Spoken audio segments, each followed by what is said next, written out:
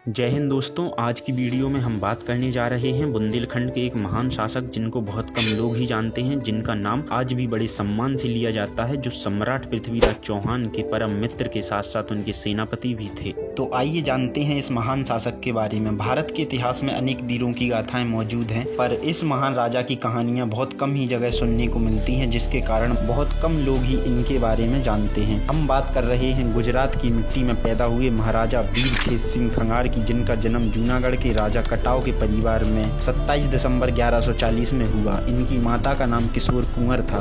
बचपन में महाराजा खेत सिंह खंगार को कुंवर खेता के नाम से जाना जाता था। इन्हें बचपन से ही कुश्ती लड़ने और तलवार चलाने में रुचि थी।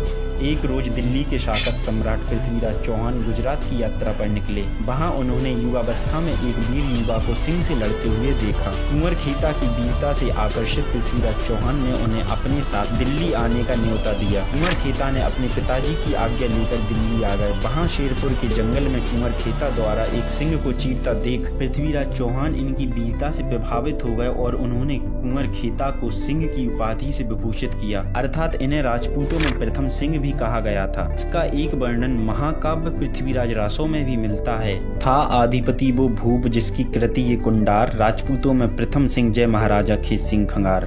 महाराज खेत सिंह बलवानी, पराक्रमी एवं पृथ्वीराज चौहान के करीबी सामंतों में से होने के कारण उस समय के चर्चित राजाओं में से एक थे। उस समय तारागढ़ के महाराजा ने अपनी पुत्री का स्वयंवर रखा और उसमें राष्ट्र के सभी राजपूत राजाओं को आमंत्रित किया।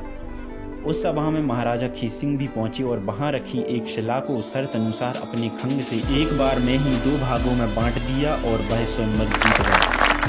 महाराज खेत सिंह ने दिल्ली के शासक पृथ्वीराज के सेनापति के तौर पर उनके साथ कई युद्ध लड़े, जिनमें से एक युद्ध था जेजक भुक्ति का युद्ध। सन 1181 ईस्वी में लड़ा गया। इस युद्ध में महोबा के 2 राजकुमार आला और उदल, जिसमें से उदल मारे गए और आला कहीं चले गए। इस युद्ध में विजय के पश्चात पृथ्वीराज चौहान ने खेत सिंह खंगार को इस राज्य का राजा घोषित कर दिया।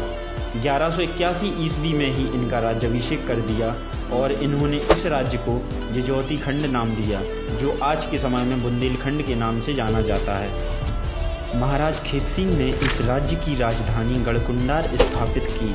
1192 ईस्वी में पृथ्वीराज चौहान एवं विदेशी आक्रांता मोहम्मद गौरी के मध्य तराइन का युद्ध हुआ। इस युद्ध में षड्यंत्रवश पृथ्वीराज चौहान मोहम्मद गौरी से हार गए और दिल्ली मोहम्मद गौरी के अधीन हो गई।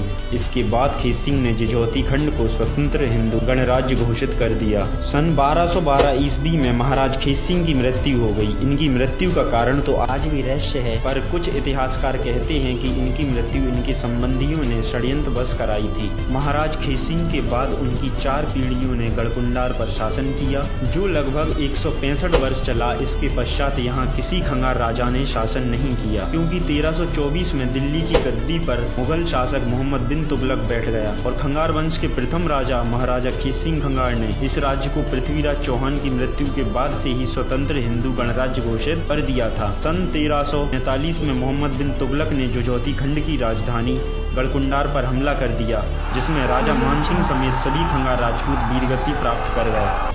कुछ इतिहासकार लिखते हैं कि मानसिंह की पुत्री रानी केसरदे के अत्यधिक सुंदर होने के चर्चे मोहम्मद बिन तुगलक ने सुने थे और वह राजकुमारी केसरदे को पाने का मन बना चुका था, जिसके चलते उसने गढ़कुंडार पर हमला कर दिया। किंतु जब रानी केसरदे को पता चला कि मोहम्मद बिन तुगलक युद्ध जीत गया है, तो उन्होंने बिना कुछ सोचे किले के भीतर मौजूद स्नान कुंड को जौहर कुंड बनाकर स्वयं को अग्नि में सौंप दिया।